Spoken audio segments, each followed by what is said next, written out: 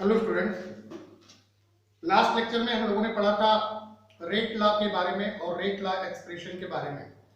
हम लोगों ने ये देखा था कि जो रिएक्टेंट्स होते हैं उनके कॉन्सेंट्रेशन कैसे कॉन्सेंट्रेशन पर रेट ऑफ रिएक्शन डिपेंड करती है। उसी सीरीज में हम लोग नेक्स्ट टॉपिक जो आज पढ़ने वाले हैं वो है ऑर्डर ऑफ रिएक्शन और मॉलिक्यूलरिटी। ऑर्डर ऑफ रिएक्शंस क्या है, ऑर्डर ऑफ रिएक्शंस को कैसे हम लोग डिटरमिन कर सकते हैं। तो हम लोगों ने रेट लॉ एक्सप्रेशन में पढ़ा था कि जो रिएक्शंस की रेट होती है वो रिएक्टेंट के कॉन्सेंट्रेशन पर डिपेंड करती है और किसी भी रिएक्शंस का रेट जो है वो हम केवल और केवल एक्सपेरिमेंटल वेरिफिकेशन से ही या एक्सपेरिमेंटल ऑब्जर्वेशन से ही कैलकुलेट कर सकते हैं, क्योंकि किसी भी रिएक्टेंट के कॉन्सेंट्रेशन में कितना परिवर्तन हो रहा है इस चीज को जानने के लिए हमारे पास और कोई सोर्स नहीं है। हम केवल एक्सपेरिमेंटल डाटा के आधार पर ही रेट ऑफ रिएक्शंस को डिटरमिन कर सकते हैं। तो अगर हम लोग रेट ऑफ रिएक्शंस को डिटरमिन करते हैं जिसमें रिएक्टेंट्स जितने भी रिएक्टेंट्स इन्वॉल्व होंगे उनके कॉन्सेंट्रेशन को उसके पावर्स के रूप में रेज करते हैं और ये पावर्स ही हमें ऑर्डर ऑफ रिएक्शंस बताते हैं। यानी ऑर्डर ऑफ रिएक्शंस क्या है? ऑर्डर ऑफ रिएक्शंस रिएक्टेंट के कॉन्सेंट्रेशन को जितने टर्म तक रेज किया जाता है पावर्स के रूप में उन सभी पावर के सम के बराबर होता है। तो आइए हम लोग आज स्टार्ट करते हैं order of reaction. Order of reactions को स्टार्ट करने से पहले एक सिंपल सा हम लोग चीज देखेंगे जो हम लोगों ने रेट लॉ में पढ़ा था। क्या पढ़ा था हम लोगों ने रेट लॉ में? अगर मान लो कि हमारे पास एक रिएक्शन है 2a प्लस बी और इससे फॉर्मेशन हो रहा है किसका? प्रोडक्ट का फॉर्मेशन हो रहा है।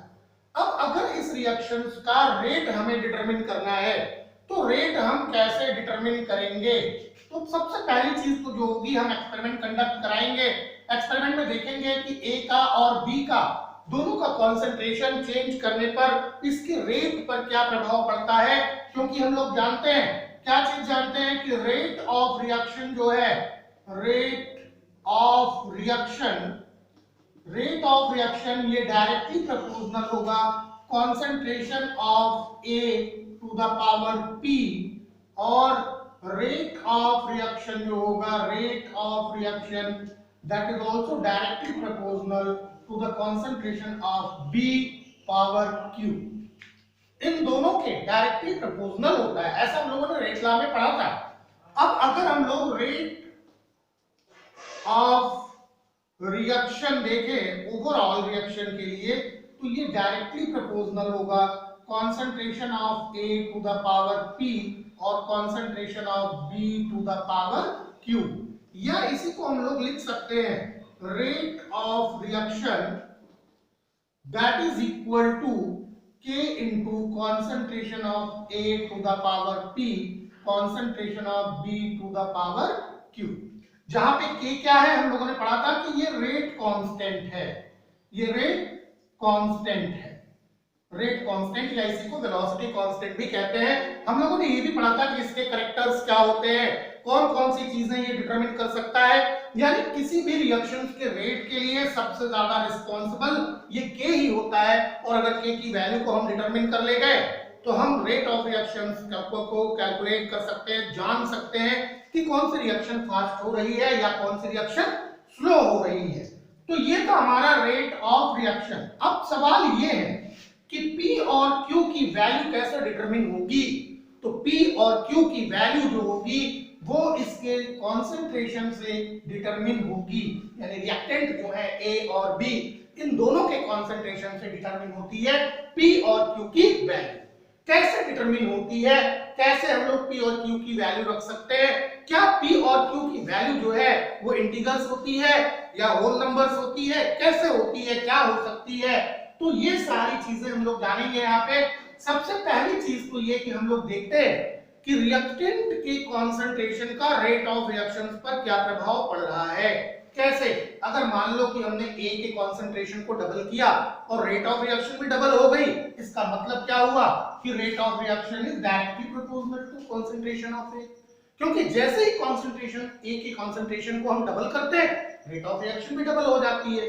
बिल्कुल सिमिलर थिंग्स जो है वो इस B वाले के टर्म में भी आती है।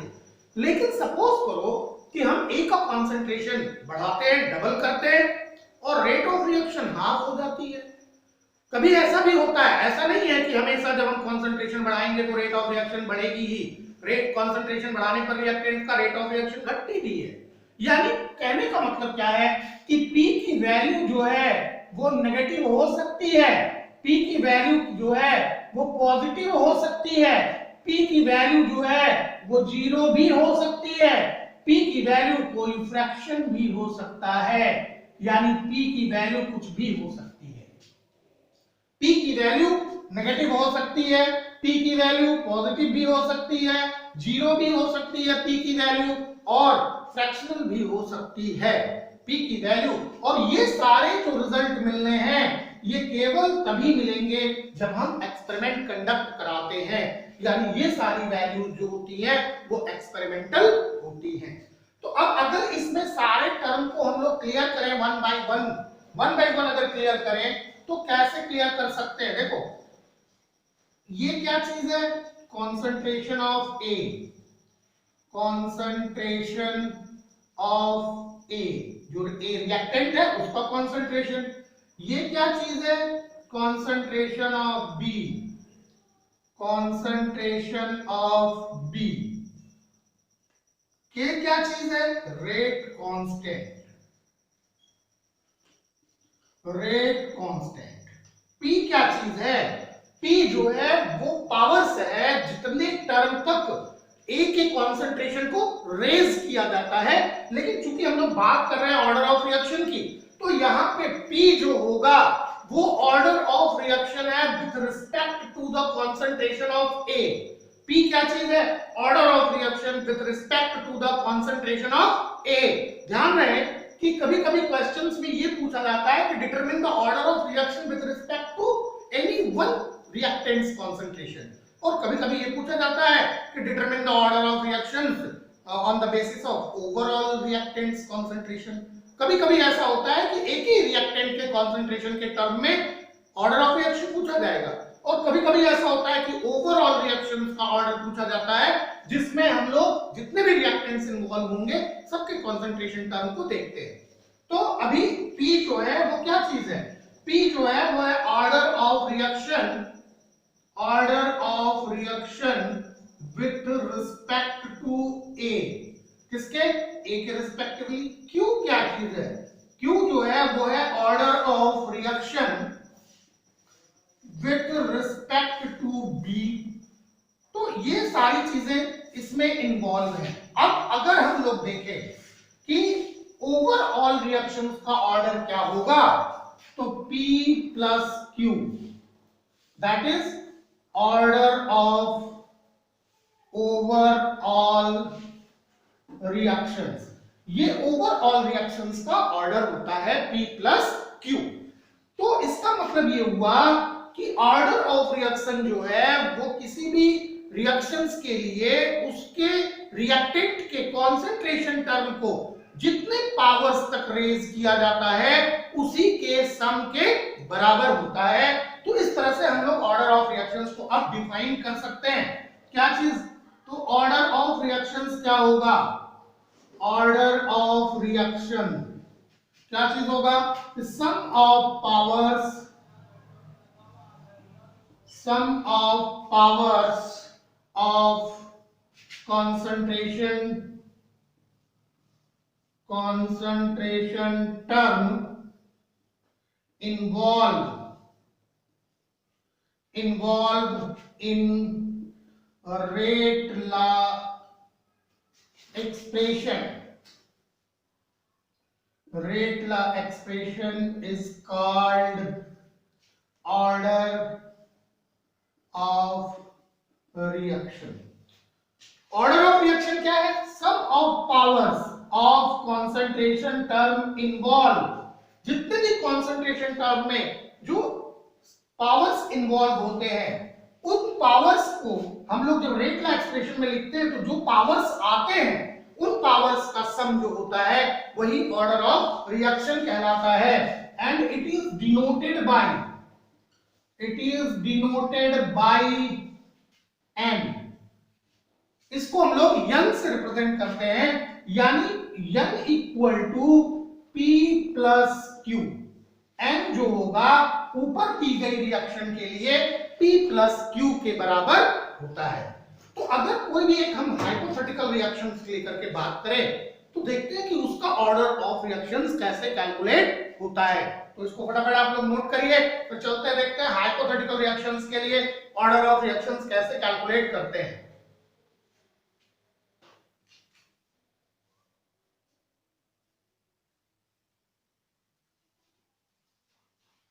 आइए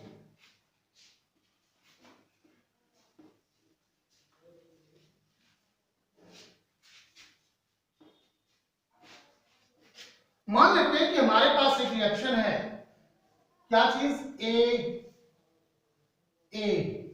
प्लस बी प्लस सी टुवर्ड्स प्रोडक्ट।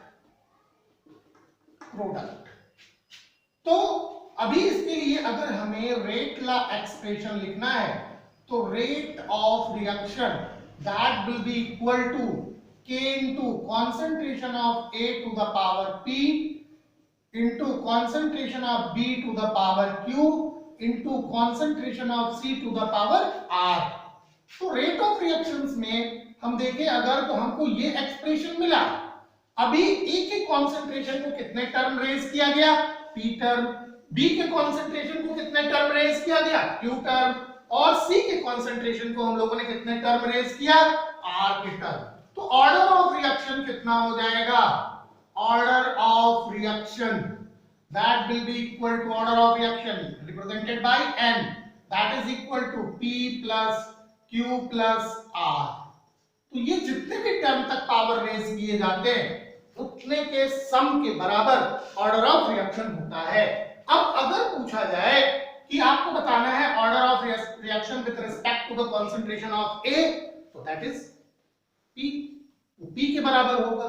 अगर कॉन्सेंट्रेशन ऑफ B के रिस्पेक्टिवली पूछा जाए तो Q के बराबर होगा।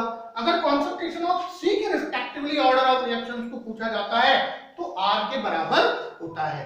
तो ये है आपका ऑर्डर ऑफ रिएक्शन, और इस चैप्टर का सबसे मेन पॉइंट है ऑर्डर ऑफ रिएक्शन, क्योंकि बहुत सारे क्वेश्चंस जो होंगे वो ऑर्डर ऑफ रिएक्शंस के ही ऊपर आते हैं, चाहे वो कॉम्पिटिटिव एग्जाम्स के लिए हो या फिर आपके बोर्ड के एग्जाम के लिए हो। तो ऑर्डर ऑफ रिएक्शंस को डिटरमिन करने की बहुत सारी विधियां हैं जिनके बारे में हम आगे पढ़ेंगे, लेकिन सबसे पहले हम लोग ये पढ़ें कि जो रिएक्शंस आती हैं, जितने भी रिएक्शंस हैं, वो रिएक्शंस कितने ऑर्डर तक आ सकती हैं, क्यों आती हैं उतने ऑर्डर तक। तो इस चीज को तो हम लोग आगे डिस्कस करेंगे कि क्यों इतने ही टर्म तक रहती है, इतने ही ऑर्डर तक रिएक्शंस को हम लोग क्लासिफाइड करते हैं। अभी हम लोग केवल इतना जानेंगे कि कितने ऑर्डर तक हम रिएक्शंस को ले जा सकते हैं। तो देखते हैं कुछ डिफरेंट ऑर्डर रिएक्शंस।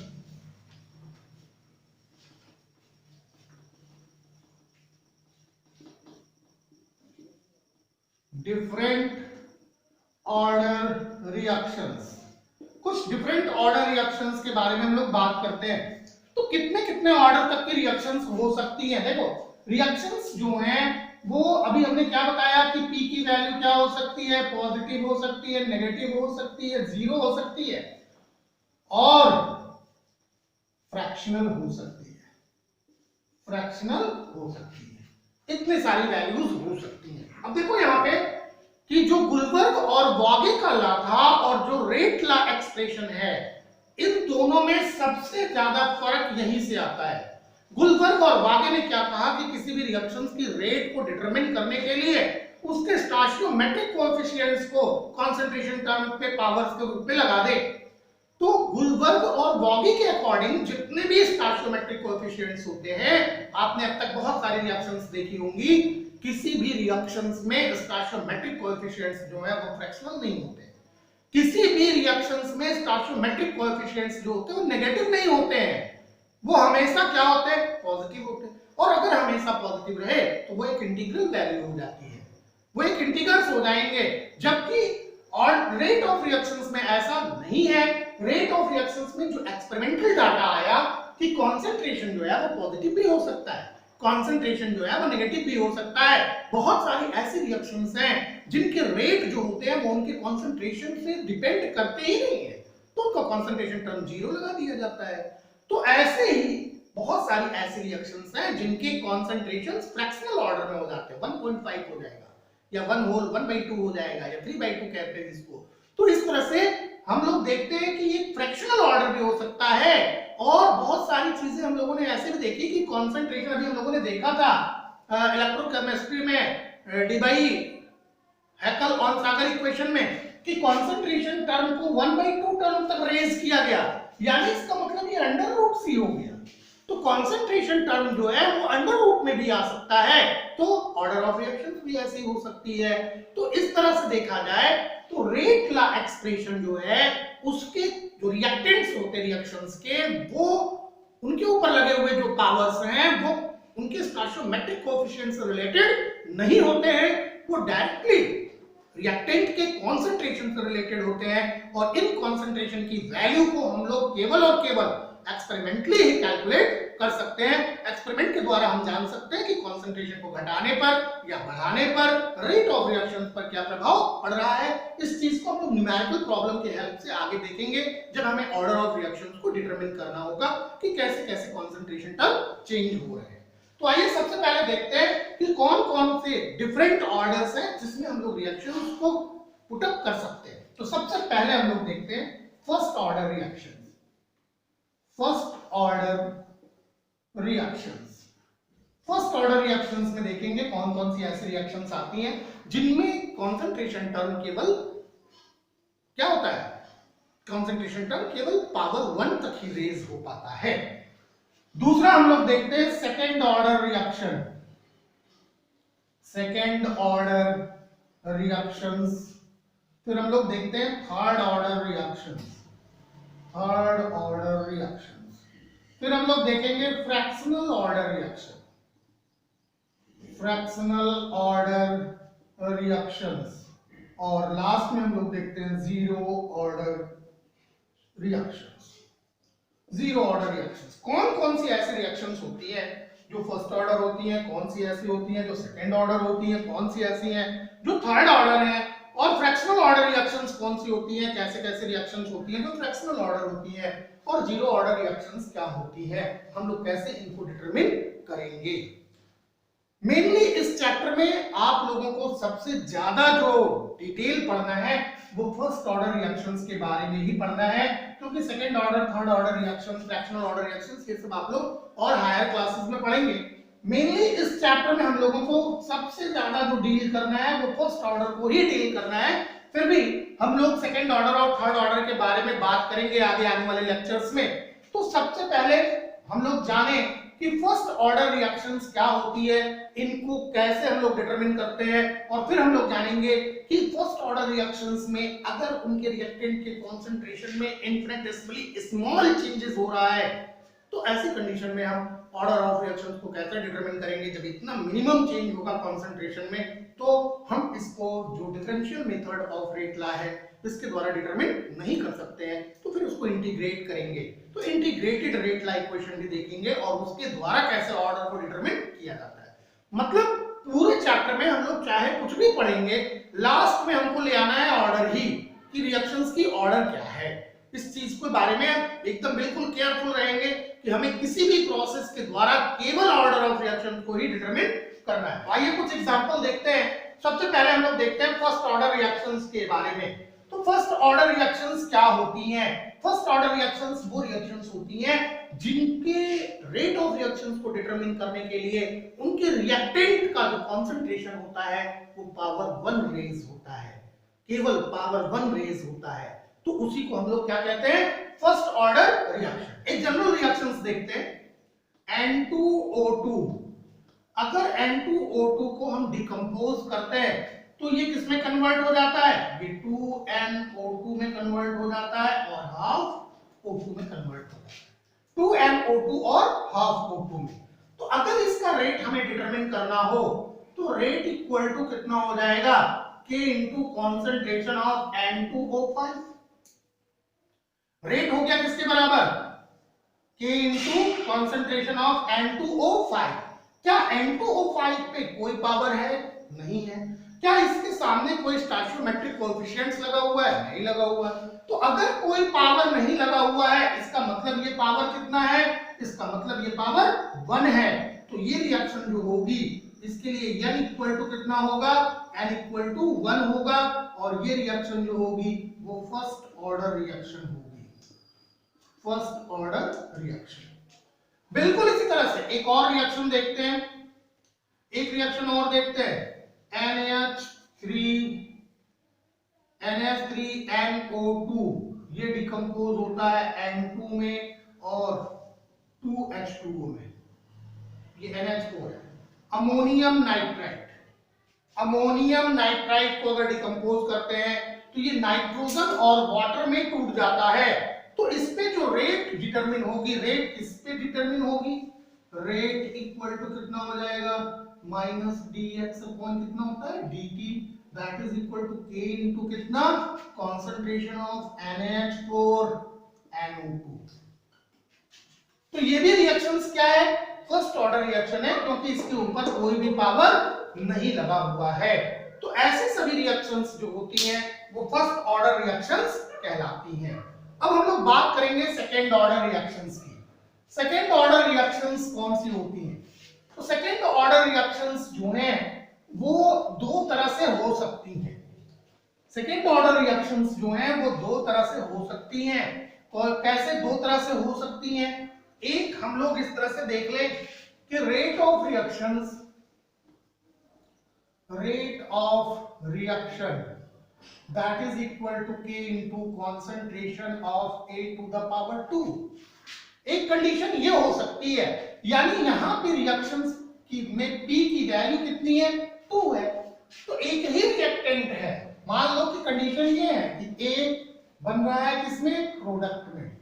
अगर ये कंडीशन है तो A का कंसंट्रेशन टर्म देखा गया कि ये A का कंसंट्रेशन टर्म पावर 2 तक रेज करना पड़ रहा है। तो ऐसे में P की वैल्यू कितनी हो गई? 2 हो गई। दूसरी कंडीशन ये है कि A प्लस B और बन रहा है क्या? प्रोडक्ट बन रहा है। तो रेट ऑफ रिएक्शन देखा गया कि रेट ऑफ रिएक्शन जो है ये इक्वल टू है K into concentration of A into concentration of B। यानी दोनों के ऊपर जो पावर है वो 1 है, यानी P इक्वल टू जो है वो भी 1 है, Q इक्वल टू कितना? 1 है। तो N इक्वल टू कितना हो जाता है? P प्लस Q, यानी 1 प्लस 1 इक्वल टू कितना हो गया? 2 हो गया। तो ये 2 अगर आ रहा है तो ये रिएक्शन कैसी होगी? सेकेंड ऑर्डर की रिएक्शन होगी। तो ये दो कंडीशन यहाँ पे आती है। क्या? या तो एक ही रिएक्टेंट हो जिसका कॉन्सेंट्रेशन टर्म पावर 2 तक रेज किया जा रहा हो, या तो फिर दो रिएक्टेंट हो जिनमें से एक का कॉन्सेंट्रेशन क्या हो? एक का कॉन्सेंट्रेशन टर्म तो पावर 1 तक रेज किया जा रहा हो और दूसरे का भी कॉन्सेंट्रेशन टर्म पावर 1 तक रेज किया जा रहा हो। तो ऐसी कौन कौन सी रिएक्शंस हैं, इन चीजों के बारे में हम लोग बात करेंगे। देखिए जरा कौन कौन सी ऐसी रिएक्शंस है। तो सबसे पहले रिएक्शन 2NO2 बना क्या? 2NO plus O2। तो ये एक रिएक्शन है जो सेकेंड ऑर्डर की रिएक्शंस है। इसके लिए रेट इक्वल टू क्या होगा? K into concentration of NO2 to the power कितना? 2। अब कहोगे सर यहाँ पे तो 2 स्टोइचोमेट्रिक कोएफिशिएंट्स में लगा हुआ है, तो हमने रेट लॉ एक्सप्रेशन में आपको बताया था कि A plus ABC can be equal to PQR या can not be equal to PQR। दोनों कंडीशन हो सकती है। ऐसा भी हो सकता है कि जो कॉन्सेंट्रेशन टर्म पे पावर्स की बात आई, एक्सपेरिमेंटली हमको कितना मिला? 2 ही मिला। तो ये इक्वल हो भी सकता है और इक्वल नहीं भी हो सकता है। एक दूसरा रिएक्शंस देखते हैं। अगर मान लो कि हमारे पास एक रिएक्शन है जिसमें H2 प्लस I2 और बन रहा है क्या? 2HI। तो ऐसे रिएक्शंस के लिए रेट इक्वल टू कितना हो जाएगा? K into concentration of H2 into concentration of I2। तो इस रिएक्शंस के लिए देखो यहाँ पे तो केवल P का टर्म था, P इक्वल टू 2, इसलिए ये रिएक्शन जो थी वो कैसी थी? सेकेंड ऑर्डर रिएक्शन थी। यहाँ पे अगर देखा जाए तो P इक्वल टू 1 और Q इक्वल टू कितना? 1 है। तो N जो होगा वो P प्लस Q के बराबर होता है और ये 1 प्लस 1 इक्वल टू कितना हो जाएगा? 2। तो ये सेकेंड ऑर्डर रिएक्शन हो जाएगी। तो एक कंडीशन ये भी आती है जिसमें दो रिएक्टेंट्स होते हैं और दोनों की रिएक्टेंट्स के जो कॉन्सेंट्रेशन टर्म है वो पावर 1 तक रेज होते हैं। फिर बात आती है थर्ड ऑर्डर रिएक्शंस की। थर्ड ऑर्डर रिएक्शंस को हम कैसे रिप्रेजेंट करते हैं? तो देखो थर्ड ऑर्डर रिएक्शंस में तीन कंडीशंस आती हैं।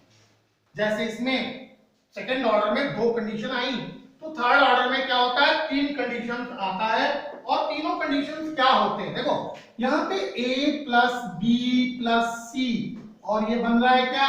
प्रोडक्ट बन रहा है। अभी एक कंडीशन और हो सकती है जिसमें A प्लस बी बन रहा है क्या? प्रोडक्ट। कैसे हो रहा है देखते हैं। देखो थर्ड ऑर्डर रिएक्शंस के लिए, थर्ड ऑर्डर रिएक्शन के लिए जो ऑर्डर ऑफ रिएक्शंस यानी n की वैल्यू जो है, जो p plus Q plus R है, ये इक्वल टू 3 आना चाहिए, चाहे जैसे आए। तो पहले रिएक्शंस के लिए देखते हैं। इस रिएक्शंस के लिए rate of reactions, rate of reaction that is equal to k into concentration of A to the power कितना? 3। यानी कंसंट्रेशन जो A का है उसको 3 टाइम्स इंक्रीज किया गया, 3 टाइम्स इंक्रीज हो रहा है ये। तो ऐसी कंडीशन में P की वैल्यू कितनी आई? 3। तो ऑर्डर कौन सा होगा? Third order. Third order. दूसरे रिएक्शंस के लिए अगर हम लोग देखते हैं तो दूसरे रिएक्शंस में क्या कंडीशन हो सकती है? दूसरे रिएक्शंस में कंडीशन हो सकती है कि rate of reaction that is equal to k into concentration of A to the power 2 और कंसंट्रेशन ऑफ B, यानी P इक्वल टू कितना? 2 और Q इक्वल टू कितना? 1। तो यानी इक्वल टू कितना हो जाएगा? P प्लस Q, यानी 2 प्लस कितना? 1 इक्वल टू कितना? 3। अभी इस रिएक्शंस के लिए देखते हैं कि रेट जो हुआ वो कितना हो गया? Rate equal to k into concentration of A into concentration of B into concentration of C। तीनों रिएक्टेंट के कंसंट्रेशन का जो टर्म है वो 1 पावर तक रेज किया गया, यानी P इक्वल टू कितना हो गया? 1, Q इक्वल टू कितना? 1 और R इक्वल टू कितना? 1। तो ये इक्वल टू कितना? P plus Q plus R, यानी 1 प्लस 1 प्लस 1 इक्वल टू कितना? 3। तो थर्ड ऑर्डर रिएक्शन हो गई, थर्ड ऑर्डर रिएक्शन। अभी एक कंडीशन और है यहाँ पे, क्या? कि रेट ऑफ रिएक्शन जो होगी, rate of reaction that is equal to k into concentration of A into concentration of B to the power 2। ये कंडीशन भी आ सकती है। तो ऐसे में P की वैल्यू तो 1 मिली, लेकिन Q की वैल्यू कितनी मिल रही है? 2 मिल रही है। तो n इक्वल टू कितना हो जाएगा? P plus Q that is equal to कितना? 1 प्लस 2 इक्वल टू 3। तो ओवरऑल रिएक्शन जो होगा वो थर्ड ऑर्डर का रिएक्शन होगा। लेकिन अगर किसी पर्टिकुलर रिएक्टेंट के रिस्पेक्टिवली हम ऑर्डर कैलकुलेट करते हैं, तो इसी रिएक्शंस के लिए अगर हम लोग बात करें कि with respect to the concentration of A order of reaction कितनी होगी? तो फर्स्ट ऑर्डर होगी। विद रिस्पेक्ट टू B तो फर्स्ट ऑर्डर होगी। विद रिस्पेक्ट टू C तो फर्स्ट ऑर्डर होगी। लेकिन इसके लिए अगर करते हैं तो order of reaction with respect to the concentration of A ये फर्स्ट ऑर्डर रिएक्शन होगी, but with respect to the concentration of B ये सेकंड ऑर्डर रिएक्शन होगी। बिल्कुल उसी तरह से अगर इसमें बात करें order of reaction with respect to the concentration of A तो ये सेकंड ऑर्डर रिएक्शन होगी, लेकिन with respect to the concentration of B ये फर्स्ट ऑर्डर रिएक्शन होगी। तो अगर पर्टिकुलर किसी भी रिएक्टेंट के कंसंट्रेशन के टर्म में हम लोग ऑर्डर को कैलकुलेट करेंगे तो देखेंगे कि रिएक्शन के दौरान उस रिएक्टेंट के कंसंट्रेशन को कितने टर्म तक रेज किया गया है। तो ये था आपका थर्ड ऑर्डर रिएक्शन। अब हम लोग बात करते हैं कुछ एग्जांपल के थर्ड ऑर्डर रिएक्शंस के। कुछ एग्जांपल्स ले लेते हैं। तो सबसे पहला एग्जांपल हम लोग लेते हैं कि 2NO plus O2, 2NO plus O2, 2NO plus O2 बना क्या? 2NO2। तो रेट हम इसका डिटरमिन करें, रेट इक्वल टू कितना होता है? रेट इक्वल टू हो जाएगा किसके बराबर? रेट इक्वल टू हो जाएगा K into concentration of NO to the power 2 into concentration of O2। तो यहाँ P की वैल्यू कितनी है? 2 और Q की वैल्यू कितनी है? 1। तो ऑर्डर ऑफ रिएक्शन यानी कितना हो गया, P प्लस Q, ये हो गया कितना 2 प्लस 1 इक्वल टू 3, तो ये थर्ड ऑर्डर रिएक्शन है, थर्ड ऑर्डर रिएक्शन। इस तरह से हम कैलकुलेट कर लेंगे। बिल्कुल इसी तरह से एक और रिएक्शंस ले लेते हैं कि 2NO प्लस Cl2 बना क्या 2NoCl। तो अभी रेट इसका डिटरमिन करना है, रेट इक्वल टू कितना हो जाएगा K into concentration of NO to the power 2 into concentration of Cl2। तो P की वैल्यू कितनी हो गई 2 और Q की वैल्यू कितनी हो गई 1, तो N की वैल्यू कितनी हो गई P प्लस Q। तो ये हो गया कितना 2 प्लस 1 इक्वल टू कितना हो गया 3, तो थर्ड ऑर्डर रिएक्शन है, थर्ड ऑर्डर रिएक्शन। अभी देखने में तो बहुत आसान लग रहा है कि ऐसे रिएक्शंस लिखी रहेगी, हम फटाफट पावर लगाएंगे, हमें पता रहेगा, ऐसा कुछ नहीं है। आपको कॉन्सेंट्रेशन दिया जाएगा जिसके आधार पे आपको P और Q की वैल्यू को डिटरमिन करना है। इतना आसानी से P और Q की वैल्यू नहीं मिल जाएगी। न्यूमेरिकल प्रॉब्लम्स में जब आप चलेंगे तो आप देखेंगे कि आपको कॉन्सेंट्रेशन दिया जा रहा है, कितने मोल पर लीटर से इतना मोल पर लीटर हो जाता है। तो अभी इतने मोल पर लीटर से इतना मोल पर लीटर करने पर रेट ऑफ रिएक्शन कितनी आती, फिर देखते हैं कि क्या जो रिएक्टेंट का कॉन्सेंट्रेशन था वो हमने डबल किया, हाफ किया, ट्रिपल किया, तो कॉन्सेंट्रेशन जो रेट ऑफ रिएक्शंस है कॉन्सेंट्रेशन के अकॉर्डिंग वो कितने टर्म्स बढ़ा।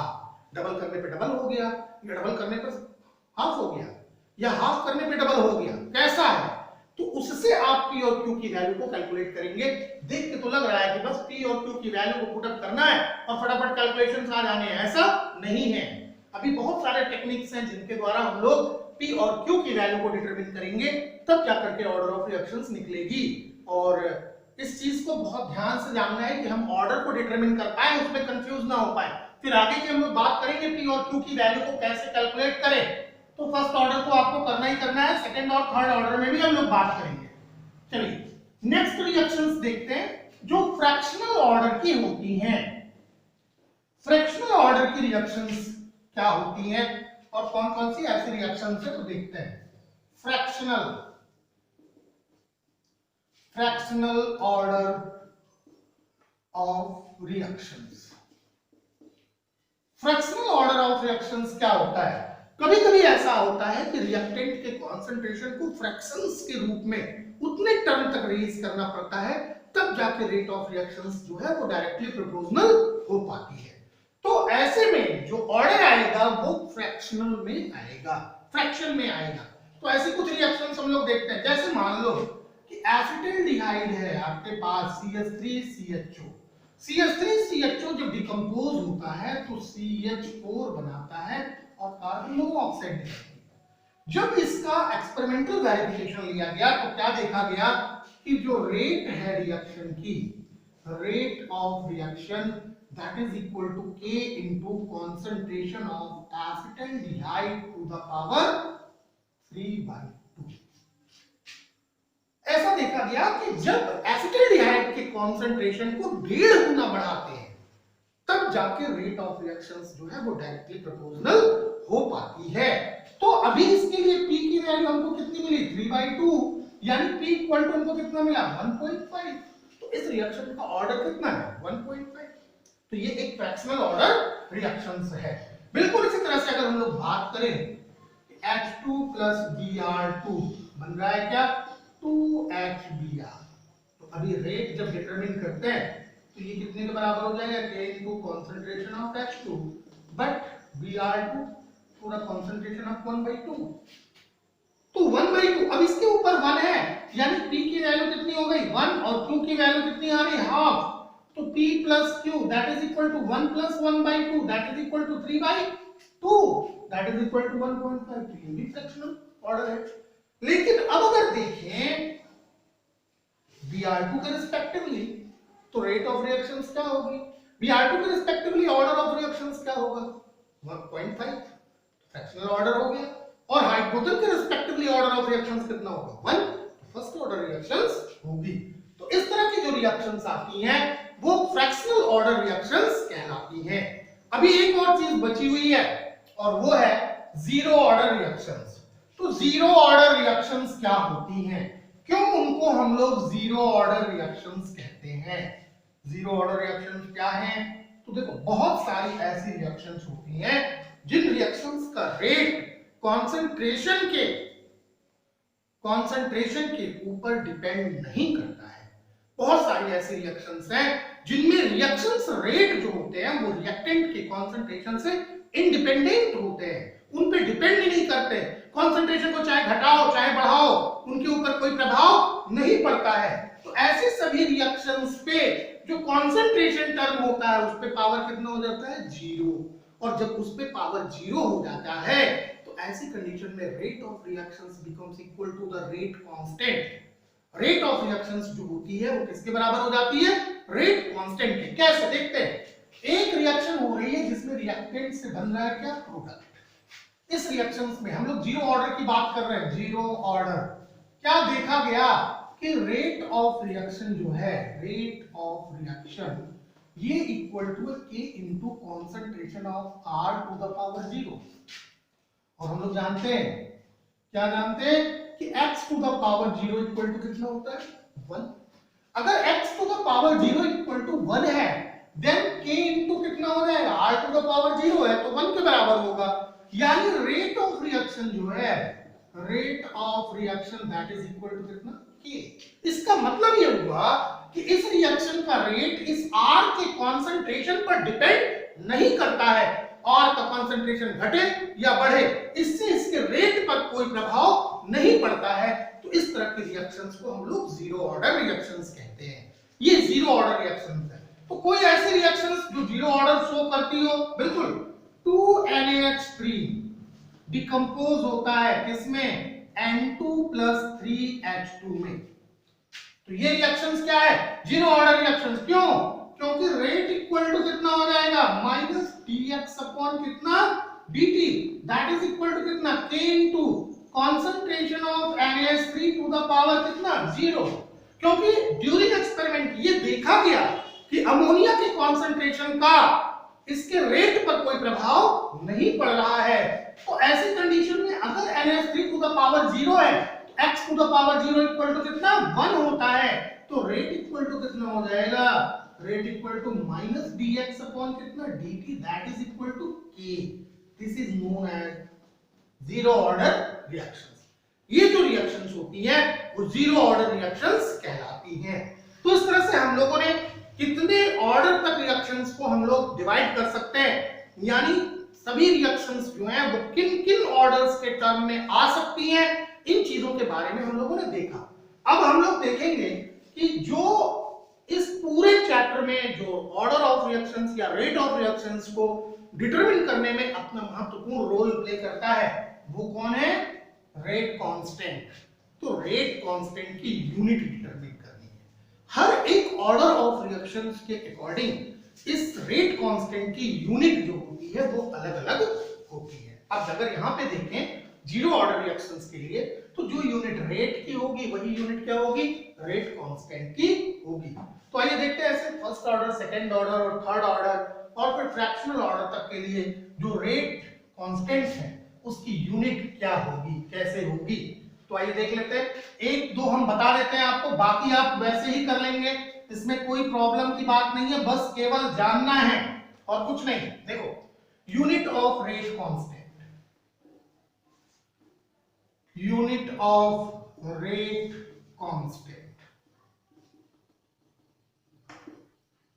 सबसे पहली बात, रेट इक्वल टू क्या होता है? रेट किसे कहते हैं? रेट होता है change in concentration versus time upon time. तो रेट हो गया कॉन्सेंट्रेशन अपॉन टाइम।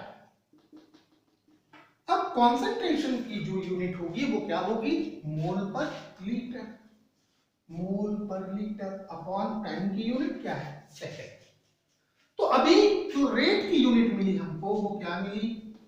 मोल पर लीटर पर सेकेंड मिल गई। तो रेट की यूनिट हमको ये मिल गई। अब हम लोग देखते हैं जीरो ऑर्डर रिएक्शंस के लिए। For zero order reaction, zero order reactions के लिए देखते हैं। देखो, रेट की यूनिट हमको मिल चुकी है ये।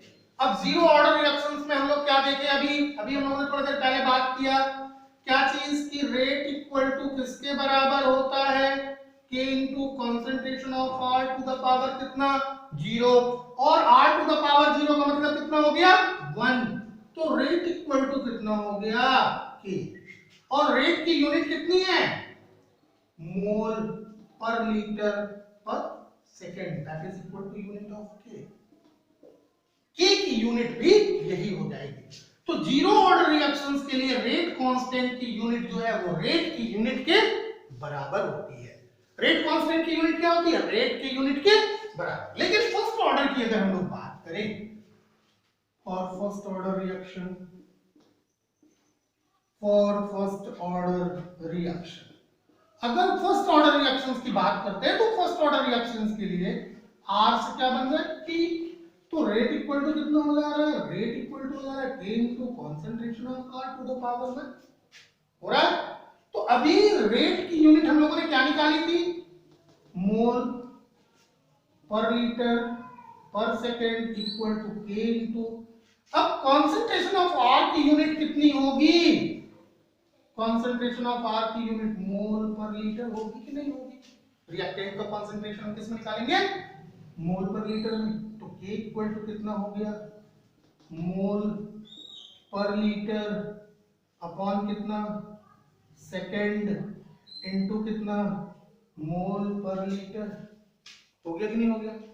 क्या मोल पर लीटर और मोल पर लीटर कैंसिल हो जाएगा, अगर मोल पर लीटर कैंसिल हो गया तो K इक्वल टू कितना मिला 1 अपॉन सेकेंड मिल गया, या इसी को आप लिख सकते हो सेकेंड रेसिप्रोकल, सेकेंड रेसिप्रोकल। तो ये था फर्स्ट ऑर्डर रिएक्शंस के लिए रेट कांस्टेंट की यूनिट। अब सेकेंड ऑर्डर रिएक्शंस की अगर हम लोग बात करें तो सेकेंड ऑर्डर रिएक्शंस के लिए क्या होगा, for second order reaction, for second order reaction, अगर सेकेंड ऑर्डर रिएक्शंस की बात करते हैं, एक रिएक्शन है R से क्या बन रहा है प्रोडक्ट, सेकेंड ऑर्डर रिएक्शंस के लिए रेट इक्वल टू कितना होता है, रेट इक्वल टू होता है K into concentration of R to the power कितना 2, तो रेट की यूनिट कितनी है, रेट की यूनिट है मोल पर लीटर पर सेकेंड, है कि नहीं है, that is equal to K into concentration of R की यूनिट कितनी होगी मोल per litre to the power कितना 2, हो गया। तो ऐसे में K की यूनिट किसके बराबर हो जाएगी, मोल per litre upon second into mole per litre to the power कितना 2। क्या इससे और ये इसका एक पावर कैंसिल हो जाएगा, अगर इससे एक पावर कैंसिल हो जाता है तो ये कितना बचा 1 upon mole per litre second मिल गया, या इसी को आप लिख सकते हो क्या मोल रेसिप्रोकल लीटर सेकेंड रेसिप्रोकल, तो ये हो जाता है सेकेंड ऑर्डर के लिए। इसी तरह से आप R टू द पावर 3 करके थर्ड ऑर्डर रिएक्शंस का भी रेट कैलकुलेट कर सकते हो। तो स्टूडेंट्स ये था आपका ऑर्डर ऑफ रिएक्शंस और यूनिट्स, जिसको हम लोग किसके लिए यूनिट, रेट कांस्टेंट K के लिए यूनिट ऑर्डर के अकॉर्डिंग हम लोग कैसे डिटरमिन करते हैं। दूसरी चीज याद रखने की ये है कि अगर सभी रिएक्टेंट और प्रोडक्ट जो है वो गैसेस हैं, तो ऐसी कंडीशन में गैसों का जो कंसंट्रेशन होगा वो उनके प्रेशर के टर्म में लेंगे, एटमॉस्फेयर लगाएंगे, मोल पर लीटर उसका कंसंट्रेशन नहीं आएगा। बस इतना सा ही ध्यान रखना है, जहां जहां मोल पर लीटर लिखा है वहां एटमॉस्फेयर कर लेंगे अगर गैसियस रिएक्टेंट और प्रोडक्ट हैं तो। इतनी चीजें क्लियर हो गई होंगी आप लोगों को। तो अब नेक्स्ट लेक्चर में हम लोग बात करेंगे थोड़ा सा मॉलिक्यूलरिटी के बारे में, और फिर इंटीग्रेटेड रेट लॉ इक्वेशंस की बात करेंगे। इंटीग्रेटेड रेट लॉ इक्वेशंस क्या होते हैं, कुछ हम लोग ऐसे रिएक्शंस की बात करेंगे जो सिंगल स्टेप में होती हैं, और कुछ ऐसी रिएक्शंस की बात करेंगे जो डबल स्टेप या ट्रिपल स्टेप में होती है, 2 स्टेप या 3 स्टेप में होती है।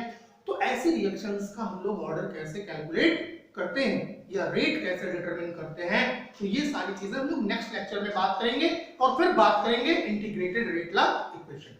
तब तक आप लोग इन सारी चीजों को नोट करिए, अपनी कॉपी पे नोट करिए और ज्यादा से ज्यादा इन पे प्रैक्टिस करिए, ताकि आगे चल करके इसमें प्रॉब्लम्स क्रिएट ना हो। तो फिर मिलते हैं नेक्स्ट लेक्चर में।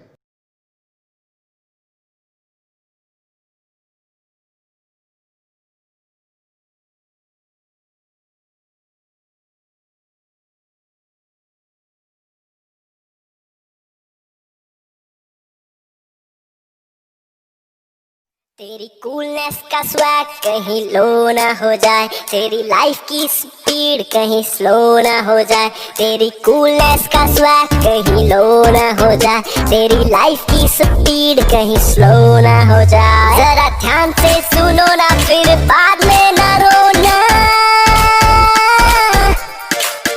थोड़ी केयर तो करो ना